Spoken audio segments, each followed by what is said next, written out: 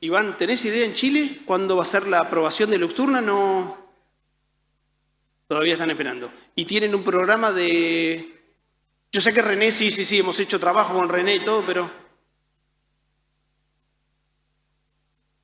Claro, y deben tener algunos pacientes identificados ya. Falta la aprobación. Perfecto. Bueno, y saliendo de cosas innovadoras, nos metemos de vuelta en otras cosas innovadoras. Y la idea es hablar de estos nuevos paradigmas para el manejo de la degeneración macular relacionada con la edad no exudativa. Nos alejamos de la genética y nos metemos en algo que vemos muy frecuentemente en nuestros pacientes, que es lo siguiente: una enfermedad que el nombre lo dice todo. Lo que le pasa es exactamente lo que dice en la caja, ¿no? Como dicen los americanos. Exactamente lo que dice en la descripción. Es un proceso degenerativo, se pierden células, se pierden funciones, de las células maculares, y esto está íntimamente relacionado a la edad. ¿Cómo sabemos que está relacionado a la edad? Porque hemos visto en todos estos estudios poblacionales que cuando buscas en pacientes de mayor edad, cuanto mayor es la edad, la prevalencia de la enfermedad es cada vez más grande. Y esto es, la prevalencia llega a ser tan alta que en los pacientes de 90 años tiene una prevalencia en uno de los estudios casi del 50%. Y si se fijan, la curva se hace vertical. Poco a poco vamos logrando vivir más y en la medida que vivamos más, vamos a ir teniendo cada vez más de estos pacientes. Y probablemente terminemos siendo nosotros pacientes también. ¿Qué es entonces la degeneración macular relacionada con la edad? Es una enfermedad macular que esté caracterizada por lo siguiente: formación de drusas, eso es número uno. Muchos estudios, el estudio CAT, que lo escucharon mencionar seguro, si no tenías drusa no podías entrar a ese estudio, porque hay un montón de formas muy parecidas, pero la drusa es característica y patognomónica de esto. Si no hay drusas, no hay degeneración macular relacionada con la edad. Cambios en el epitelio pigmentario, hiper o hipopigmentación, porque el pigmento se mueve de lugar. Y más tardíamente, la aparición de atrofia geográfica o neovascularización en sus estadios avanzados, y ahí es que aparecen los problemas visuales. Y a mí esta clasificación que vemos en todos lados que dice DMRE, seca y húmeda, a mí no me convence, porque decir seca, decir húmeda, yo te digo, te mando a una tía mía para que la evalúes y te va a ir a ver a Córdoba, pasa por Río Cuarto, que ella está viviendo ahí, y tiene una seca. Y vos me vas a decir, ¿una seca qué tiene? ¿2 drusas intermedias o una atrofia geográfica que va de arcada a arcada? Porque la calidad de vida de ese paciente no es lo mismo, ¿eh? Atrofia geográfica de arcada a arcada es la seca. Entonces, utilizamos términos diferentes. Y el término diferente es aprovechar un gran estudio que se llamó AREDS, el Age Related Eye Disease Study, que lo que intentó hacer es ver qué implicancia tenía ciertos factores nutricionales en catarata y enfermedad de la retina. En catarata no mostró ninguna diferencia, por eso nadie habla de AREDS en catarata. Además era mucho mejor operarlos de catarata. Pero en las enfermedades de la retina se encontró que por lo menos tenemos una clasificación significativa. Categoría 1, no tengo nada. Categoría 2, temprana. 3, intermedia. 4, avanzada. La temprana y la intermedia suelen no tener síntomas visuales, pero son los que están parados en el borde del precipicio. Es cuestiones de minutos y van a caer en la avanzada. Y la avanzada es aquel que tiene síntomas visuales por atrofia geográfica o por una neovascularización. La drusa, tener una drusa pequeña aislada no significa nada, pero tener drusas intermedias, eso ya es una temprana. ¿Y yo qué le digo a ese paciente? Ah, tenés drusas, es como tener pecas en el fondo del ojo. No, no te quiero asustar, pero es importante que te vea año a año porque tu retina está acumulando ciertas sustancias por debajo de la retina.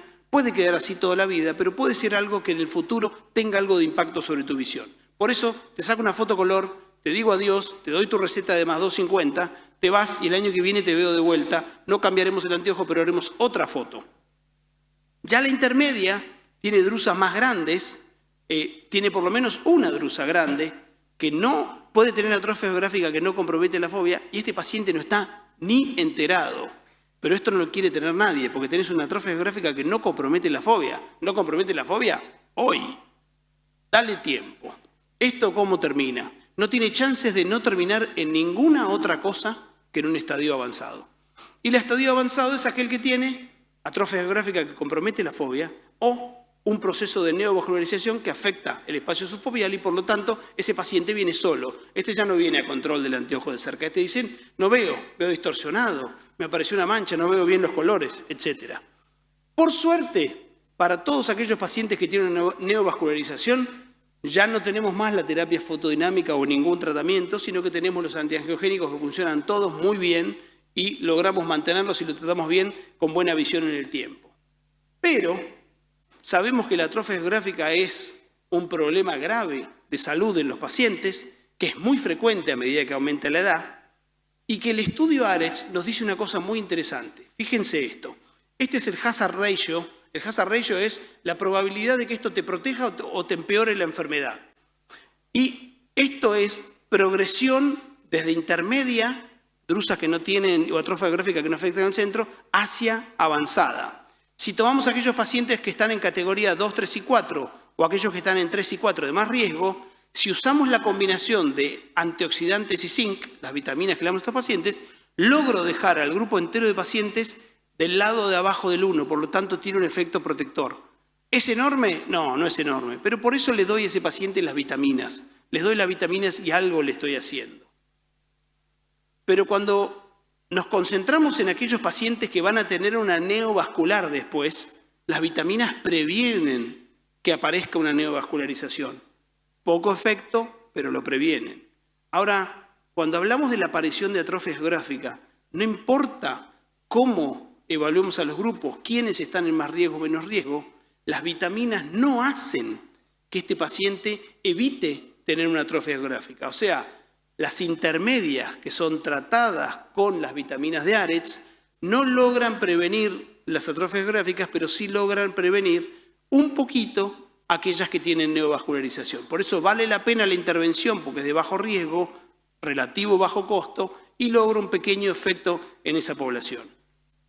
Hoy en día las atrofias geográficas tenemos ciertas herramientas para poder tratarlas, y todas las herramientas que están en investigación, por ahora no hay ninguna aprobada, creo que pronto vamos a tener una herramienta aprobada, apuntan a modificar la vía alterna del complemento, inhibiendo distintos factores, el factor H, el C5, C3, y acá tenemos varias de las moléculas que están en estudio y muchas de ellas probablemente, y ojalá así sea, las vamos a tener disponibles para tratar a nuestros pacientes. Pero modificar esto por medio de anticuerpos monoclonales, lo único que estoy haciendo es modificar un proceso que ya está fallido y lo que estoy haciendo es que vaya más lento ese fallo en el tiempo. No lo estoy modificando, que lo estoy reparando. ¿Ok?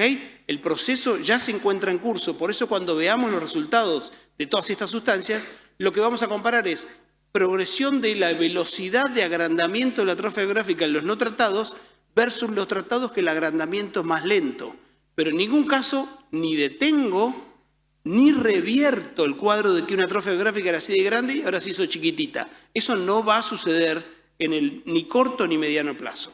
Entonces ahí introducimos un concepto nuevo que es, hasta que no tengamos eso que sea efectivo al punto tal de detener por completo o incluso regenerar lo perdido, introducimos el concepto de fotobiomodulación. Foto, luz, bio, porque es aplicado a tejidos vivos, y modulación, tratar de generar algo de influencia en ese tejido. Y la fotobiomodulación básicamente lo que hace es utilizar fuentes de luz que por sus distintos niveles de energía activan ciertas proteínas que se encuentran en la mitocondria y la mitocondria empieza a producir niveles distintos de energía y el ojo tiene una cierta reactivación de funciones que tenía perdido. Recuerden que todas estas cascadas que llevan a esto son muy compensatorias y lo que se bloquea de un lado se expande del otro. Por eso hay funciones que el paciente puede ser que no las tenga perdidas, pero sí las tenga inactivas. Y la fotobiomodulación la estamos usando en oftalmología en pacientes fundamentalmente con lesiones intermedias, pero nos estamos expandiendo y a veces tratando algunos casos que van más allá de las lesiones intermedias y lo hacemos mediante esto que se ve acá. Hay una compañía que se llama Lumitera que tiene un dispositivo que se llama Valeda, que el paciente recibe el tratamiento de esta forma, se pone frente al dispositivo, el operador del otro lado hace muy pocas selecciones, como ven tiene simplemente 2 botones y un pequeño tipo joystick para ir moviendo la posición y se entrega esto rápidamente al paciente. Yo les aseguro que como muchos de ustedes que están mirando ahora dicen, ¿qué? ¿Una luz en la retina? ¿Qué? Esa fue mi primer frase cuando entramos en contacto con esto. Y la empresa siempre desde un momento, la empresa americana original dijo, estamos haciendo estudios, y los resultados iban apareciendo. Los primeros estudios, debo decir que eran pero muy endebles, pero mostraban una señal. Pero bueno, esto es como los estudios de fase 1 y fase 2 con las moléculas. Pero hace poco se hizo el estudio Lightside 3, que se presentó hace muy poquito, en la reunión de la Retina Society, que se hizo, la última que se hizo hace un par de semanas en los Estados Unidos. Y básicamente se invitó en este estudio de Lightside a pacientes que tengan 50 años o más, que tengan una agudeza visual entre 50 y 75 letras, básicamente buena visión, y que tengan una degeneración macular no exudativa que sea definida por la presencia de drusas o que tengan atrofia geográfica que no comprometa el centro. Y en estos pacientes se realizó el estudio. Los primeros estudios se hacían en lugares poco conocidos, y esas son las cosas que uno empieza a hacer así. Pero fíjense los centros que participaron de este estudio, uno empieza a dudar menos de la data que se origina de estudios como esto. Diana Do, de Stanford, Richard Rosen, que está en Nueva York, en el New York Year and Eye, David Boyer, muy conocido, cientos de papers por David Boyer, que está en Los Ángeles, Víctor González, estaba hace pocos días caminando por acá, también participó, Allen Hu y Allen Ho, que no son el mismo, uno es mucho más joven, Allen Ho es el que estuvo en la Sariva hace poco, y varios centros muy importantes, como pueden ver, el Duke Eye Center. No son centros poco significativos los que participaron, que uno vaya a desconfiar de cuáles fueron los resultados. Y lo que se probó es realizar la administración de estas dosis de luz administradas. Eso es ni más ni menos que la fotobiomodulación, en la que se hacen 3 sesiones, después nos va a contar Lucy un poco mejor. Se hizo esto durante 24 meses y se obtuvieron resultados muy positivos en estos pacientes. Básicamente lo que se encontró es que se alcanzó el endpoint primario del estudio, y una de las cosas que se hizo es ver la agudeza visual, que si bien tenía una ventaja de agudeza visual en basal, hubo una diferencia al final del estudio mostrando una mayor agudeza visual a aquellos pacientes que habían sido tratados versus los no tratados. Cualquiera me puede decir, la visión, la agudeza visual es una función subjetiva cuando la evalúo y pudo haber sido más agresivo o menos agresivo a la hora de tomarle la visión al paciente. O también les puedo decir que uno, por ejemplo, lo puedo llevar a ustedes al spa del hotel, que en el spa del hotel les hagan un masaje, les pongan música, perfume, la pasen muy bien y cuando salgan digan que se sienten mejor y en realidad no les hicieron nada. Ninguna célula se les modificó, ninguna mitocondria se les activó. Siempre existe eso, pero ya tenemos el tercer estudio. Este está hecho en centros de referencia en los Estados Unidos con resultados muy positivos. De agudeza visual, cómo se distribuyeron las agudezas visuales, las ganancias de agudezas visuales. Los pacientes que menos tienen afectada la fobia son los que más ganancias visuales tienen. Y como pueden ver acá, los pacientes no tratados, los tratados con simulación y los tratados con fotobiomodulación, si bien los de sham, esto se podría decir que tuvieron un efecto símil placebo, el efecto que tuvieron los pacientes verdaderamente tratados son los que tuvieron la mayor ventaja de agudeza visual. Lo mismo cuando se miró a los pacientes que tenían la versión no exudativa de una versión con progresión de la enfermedad. Se midió el volumen de los drusas también y se ve una reducción de basal a mes-13 que se amplifica la diferencia de drusas creciendo. Todavía no sabemos qué significa que una drusa se encoja. En la evolución natural de la enfermedad no es positivo que una drusa se encoja. Pero en este caso hay una desaparición de la drusa, tal vez por activación de algún mecanismo de digestión, de remoción de esas sustancias que se acumulan, pero hay una reducción del volumen de las drusas. Y la incidencia de la aparición de nueva atrofia geográfica, como pueden ver, en el grupo sham fue más alta, y en el grupo de fotobiomodulación fue menor. Nuevamente, estudio para la FDA, estudio Lightside 3, presentado en la reunión de la Retina Society, hecho en centros de referencia en los Estados Unidos. Entonces podríamos decir, como resumen, es que hubo una mejoría de agudeza visual de 5 letras, que el 55% de los pacientes con fotobiomodulación mostró una ganancia de 5 letras, un 26% mostró una ganancia de 10 letras y un 5% mostró una ganancia de 15 letras. Y acá les quiero mostrar simplemente para decir, nosotros trabajando en el Centro Charles dijimos vamos a hacer nuestros propios datos y trabajando con el Valeda empezamos a recolectar datos de nuestros pacientes. Y en este caso son solamente 67 pacientes. El otro estudio tenía el doble de pacientes, pero esto es un solo centro y con un seguimiento luego de 2 sesiones, no 2 años de seguimiento. Y lo que hemos podido ver es hacer una evaluación respecto de los cuestionarios de calidad de vida. Porque una de las cosas que más importan hoy en día es esto que se llama los Patient Reported Outcomes, lo que el paciente te dice que siente respecto de la terapia que vos le hiciste. Si vos tenés un antiangiogénico que les hace ganar 10 letras, pero ninguno de los pacientes te dice que puede hacer más cosas que las que hacía antes, es poco probable que la FDA te apruebe esa droga, porque tenés que demostrar una ganancia visual medida en agudeza visual comparado basal con post-tratamiento, pero también tenés que mostrar que el paciente percibe ese beneficio y tuvo un impacto en su calidad de vida. Y nosotros, si bien es un pequeño grupo de pacientes, estos se llaman Whisker Box Plot, no sé lo que se acuerdan de estadística, y muestran que hay una tendencia entre pre y post, acá no hay grupo control, que los pacientes tuvieron una mejor performance en los cuestionarios de calidad de vida, el BFQ-25, que es un cuestionario validado, y los pacientes refieren estar mejor post-tratamiento. Uno puede decir, bueno, pero es poco, alguna agudeza visual, algún tamaño de drusa diferente. Y yo, cuando tengo esa discusión con colegas y tengo la confianza suficiente, le digo, si tenés un tratamiento mejor, tráemelo. Porque si no te mando los pacientes con atrofia geográfica, vos probablemente solo le des un abrazo y le digas que no hay nada para hacer, que esperemos las inyecciones, que esperemos la otra inyección, pero mientras tanto a los pacientes les hacemos la fotobiomodulación y la mayoría de ellos, por lo menos con pocas sesiones, muestra una reacción muy positiva en lo que refiere a cosas que podían hacer que antes no podían y ahora sí pueden. Cierro con las conclusiones y luego nos va a hablar Lucio de casos que él tiene y después Gustavo también nos va a hablar de su experiencia en Mar del Plata. La conclusión es muy simple, no existen tratamientos disponibles farmacológicos o no de alta eficacia para la DMRE no exudativa. No existen, no hay ninguno. Yo veo un paciente que tiene drusas y una atrofia geográfica que no compromete al centro y le puedo dar las vitaminas que tienen un muy leve impacto en la incidencia y es lo único que puede hacer. Pero tratamiento para estas cuestiones no hay.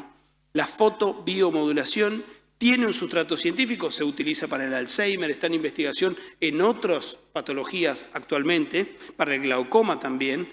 Tiene un sustrato científico conocido y probado. Nuevamente, lo que pasa en células no siempre termina pasando en los sujetos. Los resultados del Lightside 3, que sí es hecho en sujetos, muestran una alta eficacia en estos resultados de fase 3 y el tratamiento de la fotobiomodulación es eficaz, pero por sobre todo es seguro y es muy bien tolerado por los pacientes. Y eso nos lo va a contar Lucio con su presentación. Todo tuyo, Lucio. Gracias. Gracias, Pato. Bueno, completando un poco lo que comentabas, Pato, quería comentarles un poco cómo se realiza la fotobiomodulación. Ustedes vieron que el aparato es muy sencillo, es casi una cafetera. Y lo que hacemos más que nada es administrarle con un haz de luz de 30 milímetros uniforme, distintas longitudes de onda, que son 3 en realidad, 3 longitudes de onda, de muy poca duración cada una. Un paciente puede tardar 4 minutos 15 segundos en hacer cada ojo. Se hacen 9 sesiones en días no consecutivos y después se evalúa al mes y se vuelve a repetir el tratamiento a los 6 meses. En general tenemos hasta mejorías antes de terminar las 9 sesiones. Les quería mostrar unos casos. Ahí Pato habló más que nada de la aplicación en los pacientes con degeneraciones maculares intermedias, con buena visión, siguiendo un poquito la línea de lo que estamos hablando del estudio del Lightside 3. aunque nosotros nos hemos expandido un poco, ya que todas las patologías que tienen como etiopatogenia la apoptosis celular, hemos intentado avanzar un poco más sobre patologías ya como miopías degenerativas, distrofias congénitas, vasculopatías, lesiones cicatrizales también, coroides serosas centrales reactivas, y hemos tenido un porcentaje de éxito muy grande. Incluso en nuestras encuestas de calidad de vida tenemos un 87.7% de nuestros pacientes que se encuentran satisfechos con el resultado del tratamiento y el otro 12.3% restante no ven cambios. Y no ver cambios no significa que esté mal o no significa que haya sido un fracaso del tratamiento. Lo que significa es que el paciente, al no notar cambios, no ha avanzado tampoco.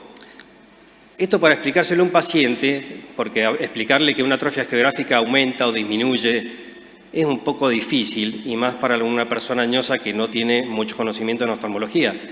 Entonces yo básicamente les digo que es una enfermedad degenerativa, progresiva, crónica, incurable. ¿Y esto cómo se los explico? Juan Carlos, vos te vas a chocar contra una pared y esa pared está a la vista. Vos estás yendo a 100 kilómetros por hora y lo que yo te ofrezco es que bajemos esa velocidad a 10 kilómetros por hora. Entonces, a lo que uno por ahí 6 meses, un año le parece nada en la vida, a una persona mayor puede ser, no sé, ver el nacimiento de un nieto.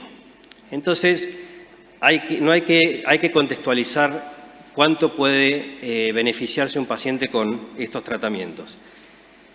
Y les quería mostrar un par de casos desde algo más sencillito, como esta paciente de 65 años de edad, que viene por una disminución de la agudeza visual, falta de adaptación a la oscuridad y una leve metamorfopsia. Ahí ven que cómo se ven las drusas en la fotocolor.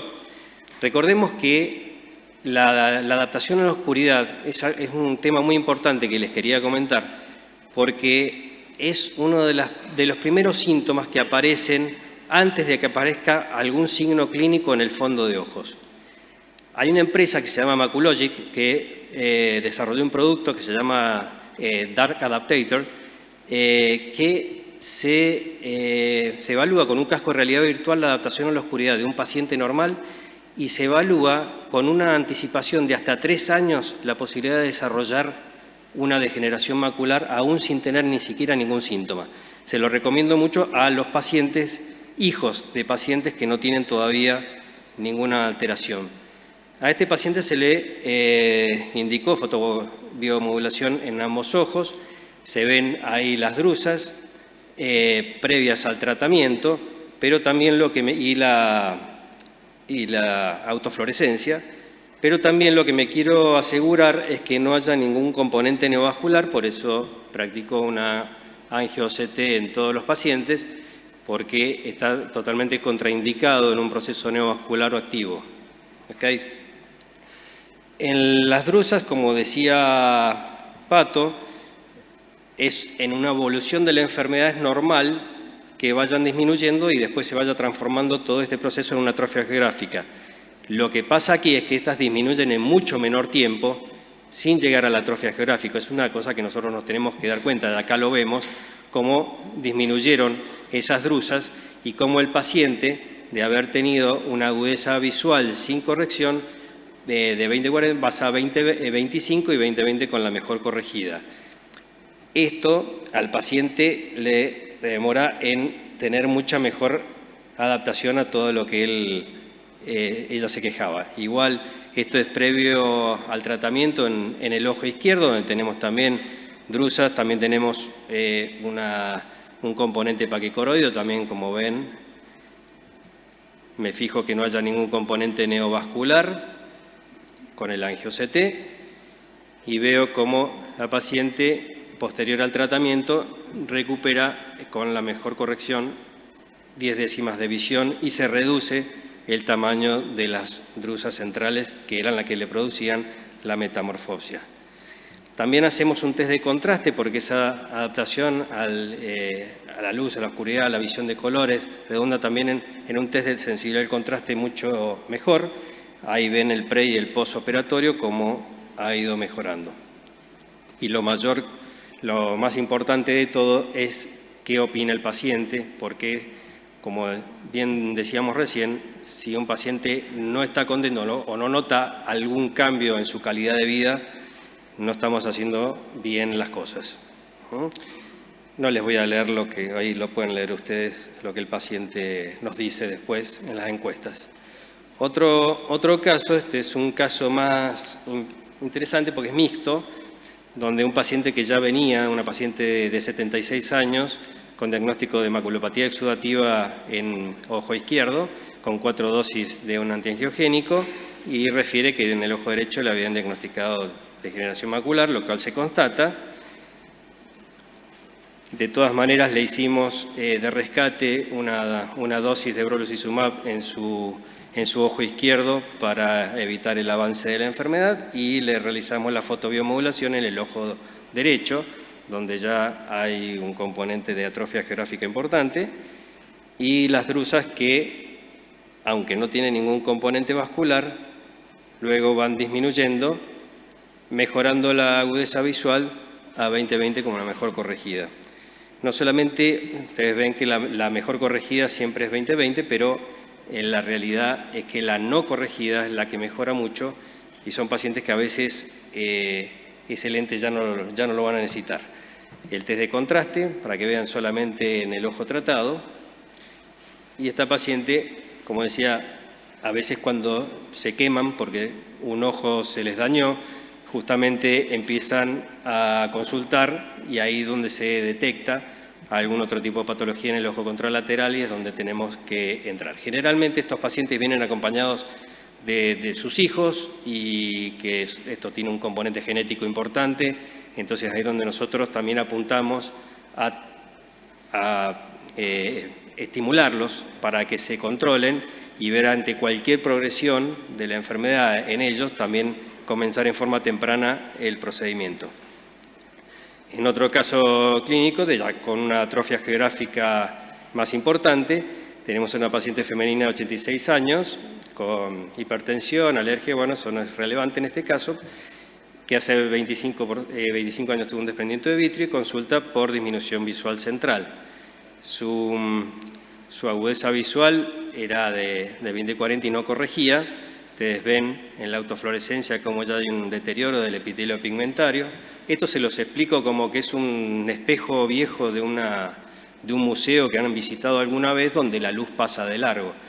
Y ustedes lo ven justamente en la cascada que se forma por debajo del barrido del OCT, donde la luz pasa de largo. Entonces, un paciente que antes necesitaba una lamparita de 40 watts, ahora necesita 2 lámparas de 100 para poder ver lo mismo. Este paciente también veo que no tiene componentes neovasculares en el angio-OCT. Y posterior al tratamiento no vemos ningún cambio significativo, pero sí vemos un cambio en la agudeza visual. Esos son los buenos respondedores, los que tratamos temprano, porque esa célula que ya no estaba muerta, sino estaba en terapia, y le pusimos como nafta al carburador de un Falcon, ¿viste? Y arrancó. Y esas celulitas tratamos de patearlas para adelante lo más que podamos para evitar que sigan deteriorándose. Igual pasa en el ojo izquierdo, pero da con una peor visión, ya que esa atrofia geográfica abarcó justo la parte foveal, donde se ve justamente el barrido en la zona central de la fovea. No tenía componentes neovasculares y vemos cómo después su agudeza visual mejora 3 letras, mejor corregida, luego de la fotobiomodulación, así como también el test de sensibilidad al contraste. Y esta paciente lo que nota es que ya recupera la tridimensionalidad, lo cual le hace que pueda tener mayor movilidad y pueda ver la tele, hacer cosas que para nosotros, como me decía la otra vez un paciente, todo lo que como ya no es un guiso, ahora puedo distinguir que como otras cosas. Cosas importantes que a lo mejor a los que no tenemos ningún problema visual no le damos importancia. Se me acabó el tiempo, tenía un caso más, Pato, pero no estamos, creo que en tiempo. Si quieren, lo damos rápido. Bueno, Este es otro caso, pero es más interesante porque ha tenido un tratamiento previo, hay una colesterolosis, por eso se ve así, pero tenía en los dos ojos tratados con antiangiogénicos, y acá lo que les quería mostrar es que en realidad al paciente tratado con antiangiogénicos, pero que ya después de más o menos de 3 a 6 meses está estable, puede ser factible que yo le pueda realizar la fotobiomodulación si todavía tiene el epitelio pigmentario viable. Y ahí es donde yo descarto que tengan justamente una patología neovascular y lo trato. Y a veces también tiene un poco de remanentes de material ulceroide líquido subretinal que después de la fotobiomodulación ustedes ven cómo desaparece y recupera la visión como la tenía antes. Se los pasé rapidísimo, ahí como mejora el test de contraste, sobre todo en las últimas estadios. Y esto, para conclusión, es que, como les decía, que estamos haciendo un esfuerzo grande para tratar todas aquellas patologías donde la etiopatogénesis esté relacionada con la apoptosis celular. Y bueno, la fotobiomodulación viene a darnos una luz al final del camino. Y como dijo Pato, no sería responsable de nuestra parte si no le informáramos al paciente que por lo menos tiene algo más de qué beneficiarse. Así que, bueno, muchísimas gracias por su atención.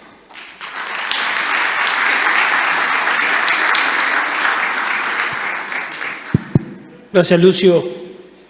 Vení, juntate con nosotros y hagamos una parte final de discusión acá con Gustavo, que también lo usa con sus pacientes de Mar del Plata, que tienen un cego porque allá tienen Habana de chocolate blanco y todo, y es un factor que afecta a la felicidad también, pero te pasa, me imagino, lo mismo que lo que nos pasa a nosotros, que te vas un poquito de la indicación original, que es que estos pacientes deben ser utilizados para intermedias. Y el paciente viene y dice, mi amiga le hicieron, o la miópica que tiene una atrofia, te dice, no tengo nada más para hacerle.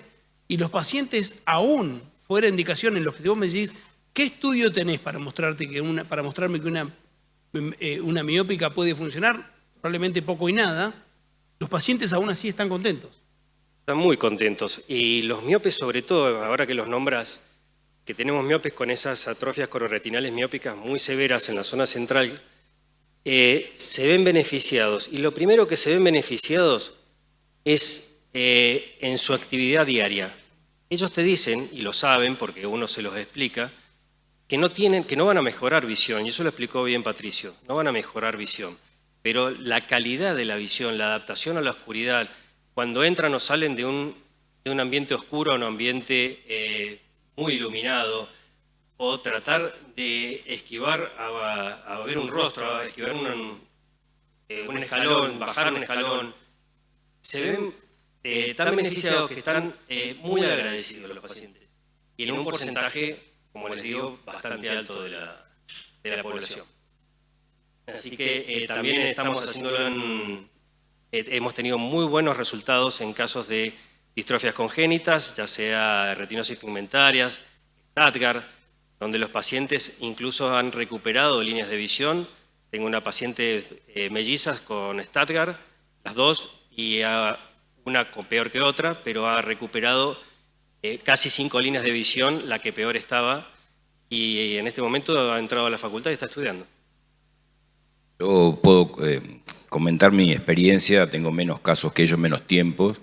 Yo hasta ahora tengo 3 meses de uso del equipo, tengo casi 80 ojos hechos. Y estoy haciendo para degeneración macular relacionada con la edad, de forma seca por supuesto, y también para miopía. Yo he logrado, el equipo ha logrado en realidad también mejorar agudeza visual en pacientes con una coroidosis miópica severa. Entonces, lo que decía Patricio, que uno, y me han preguntado acá durante el congreso, ¿qué resultados tenías? Porque uno piensa, sí, es una luz, ¿no? Y les puedo asegurar que yo estoy feliz con el tratamiento, por la reacción de los pacientes. Yo tengo pacientes que a la tercera sesión ya notaron mejoría, otros a la quinta, y si yo estimativamente tengo que decir un porcentaje de éxito en cuanto a tratamiento, tanto de mejoría de agudeza visual o mejoría de la felicidad del paciente, como yo digo. Yo la pregunta que hago cuando vienen los controles, después de hacerse las 9 sesiones, digo, les repito los estudios, le digo, los estudios están todo bien, digo, pero vamos a lo fundamental, la pregunta. ¿Cómo le resultó? Y en el 90%, cerca del 90% de los pacientes dice, estoy mejor. O porque mejoraron la agudeza visual o porque mejoraron el contraste.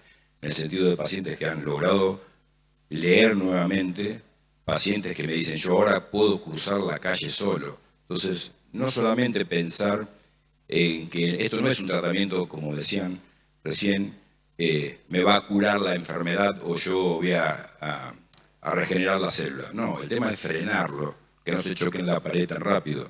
Pero la satisfacción que tienen los pacientes, y aunque uno le diga, no, yo le tomo la visión y a lo mejor la visión está igual, pero el paciente mejoró mucho la visión de contraste, que eso es lo que más notan los pacientes. Doctor Giolitti. Gracias, Pato. ¿Venís a hablar de los genes de la uva? No, de ninguna manera.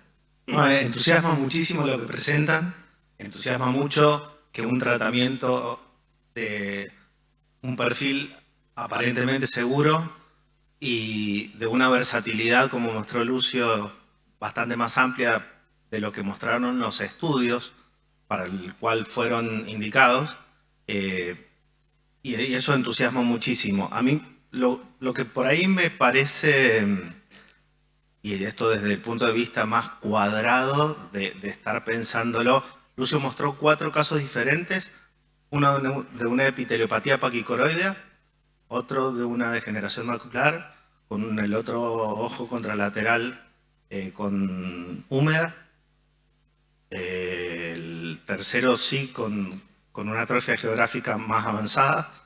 Y obviamente hay diferentes biomarcadores que nosotros tenemos para poder inferir, y cada vez más información sobre esto, qué paciente va a ser tratable.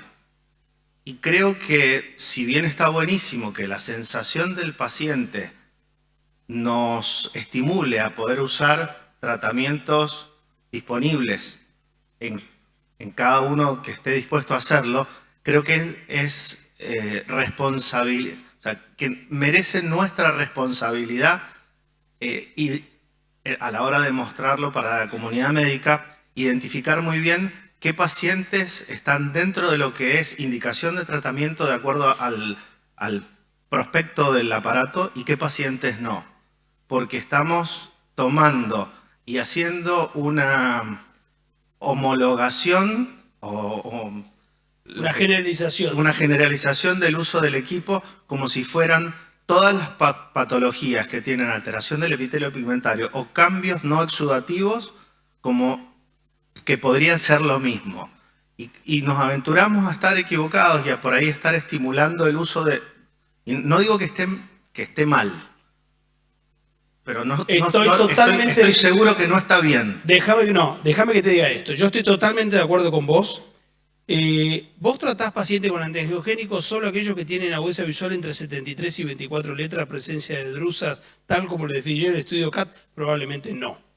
Es que no me baso, perdón que te interrumpa, vos me vas a pasar a los estudios y Real Life mostró otra cosa. Y puede ser que esto sea Real Life antes de que tengamos pruebas. Claro, las pruebas pero no las tengo. Las pruebas que yo mostré son del Lightside 3, que se hicieron en los pacientes con atrofia geográfica intermedios, pacientes de atrofia geográfica que no compromete el centro y presencia de drusas. Sí. Los casos que el centro Saldívar y el centro Charles tienen presentes y están mostrando son parte de una recolección de datos que también la empresa original está en estadio más temprano, tipo Lightside 1 y Lightside 2, probándolo en maculopatías miópicas y en otras condiciones, porque el efecto de la fotobiomodulación es el mismo, es esas células que no están ni vivas ni muertas, pasarlas al lado de activo y al lado de la producción. Claramente, y no dejarlas del lado no llegar al punto de no retorno y tratar de estimular que esas células sigan estando bien. Pero coincido con vos que tenemos que recolectar los datos juiciosamente. Estos casos que fueron mostrados no son parte de un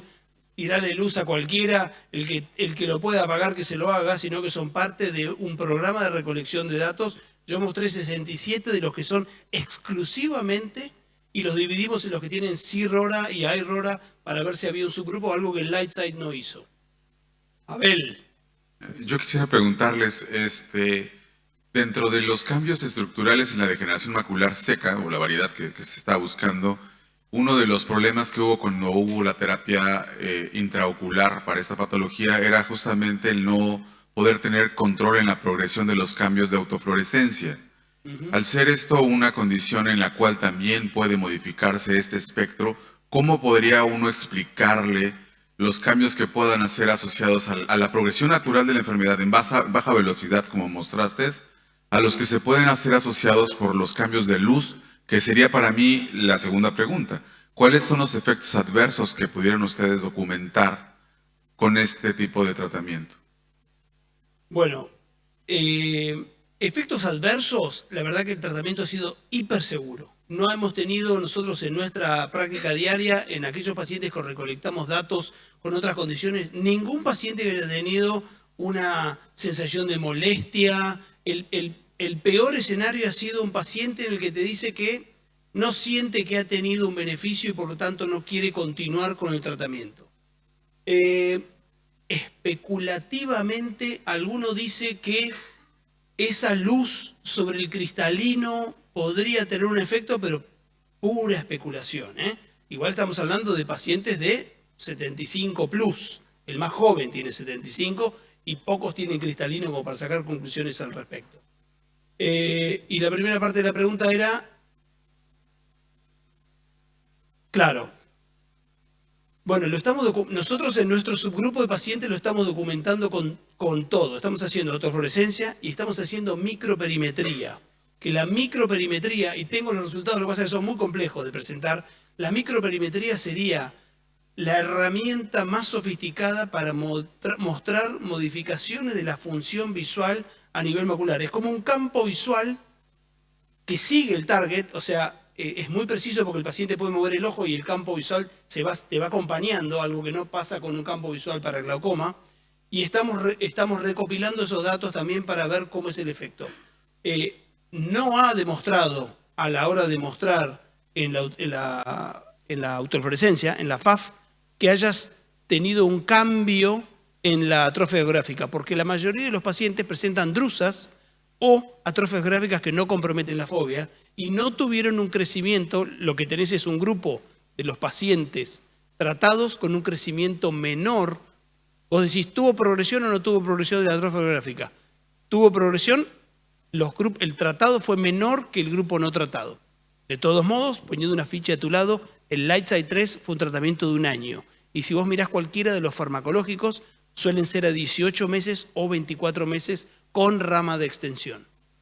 Y ahí me lleva una pregunta que no me la hiciste, pero que me la hago yo mismo, que es, ¿cómo se pone esto cuando el año que viene, ojalá, tengamos 1 o 2 moléculas bloqueantes de C5, C3, para tratar farmacológicamente a estos pacientes, que ya han mostrado resultados muy positivos y es cuestión de minutos que la FDA apruebe esto, es una cuestión de trámite, porque los resultados han sido positivos, y yo creo que no son terapias que están en contraposición. Los pacientes probablemente se inyecten, se hagan las inyecciones de, por ejemplo, pegcetacoplan, y tengan una reducción de la velocidad de la progresión, y el tratamiento con fotobiomodulación les sirva para utilizar al máximo las células que no están ni vivas ni muertas y pasen a ser del lado de las que funcionan y no de las que no funcionan.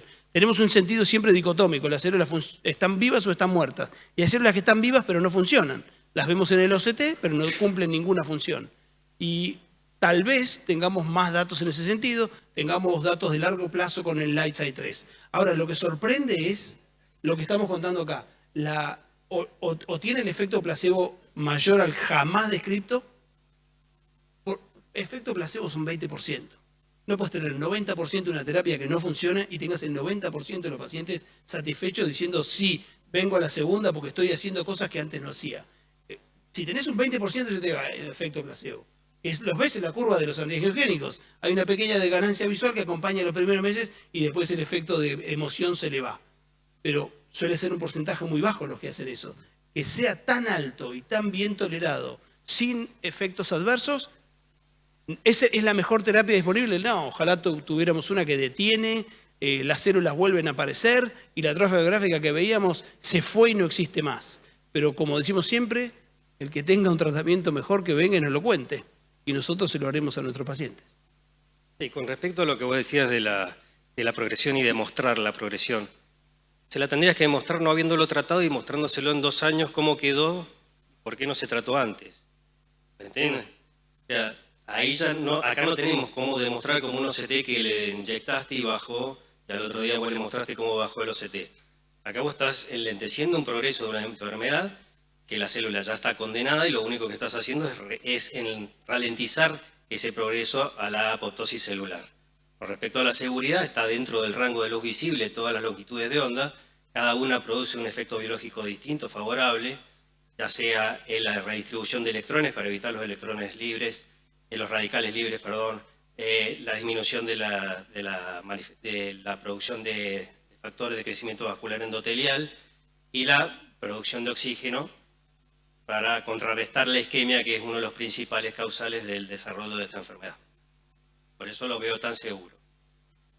Nosotros, yo al principio era muy incrédulo de esto, pero fuimos viendo que en el paso del tiempo los primeros resultados de Lightside eran presentados en meetings categoría C. Después los resultados fueron un poquito mejor, ya categoría B. Y Lightside 3 mostró resultados muy positivos, fue hecho por la Universidad de Stanford, por Duke, por centros relativamente, o de los más conocidos de los Estados Unidos. Lo presentaron en la Retina Society ahora, y digo, bueno, se está volviendo mainstream, no es una cuestión de...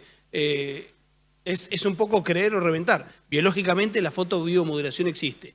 Y lo que más cambia es el que tenía algunos pacientes que los mandó a hacer ese tratamiento y después lo pudo evaluar, y el que no tuvo ese contacto con esos pacientes. Eso te hace cambiar fuertemente la perspectiva. Bueno, ya estamos en tiempo, me parece. Recién vimos cómo tratar un agujero macular con sexo, así que... ¿Un agujero macular con qué? Con sexo. ¿No lo viste? No lo vi, pero suele ser un buen tratamiento. Bueno, y ahora, hablando de agujero macular o de sexo, el señor Hugo Campo, ¿no? Doctor, nos va a hablar de trauma ahora. ¿Viene la sección de trauma? Vamos. Muchas gracias. Gracias. No, hablando de agujero macular, no hablando de eso.